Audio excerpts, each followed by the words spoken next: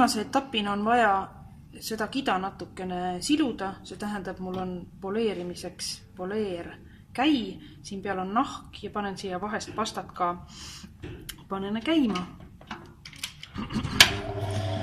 Kõigepealt teen jälle tagatahku, panen siledalt vastu ja sõidan lihtsalt edasi-tagasi,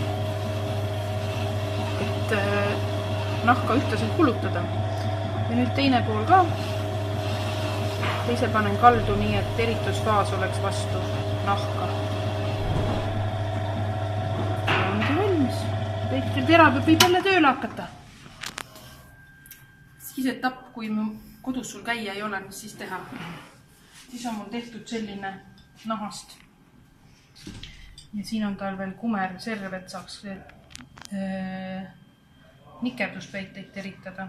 Ja siin on samamoodi pasta peal. See tuleb nüüd võtta kõvasti pisku ja suruda randmega. Tõmmata niimoodi umbes 30 korda ühte pidi. Vaatama, et endale näppu ei löö. Ja pöörata ja teist pidi. Kohe jõuga võib teha. Ja ongi valmis. Töö läheb käima.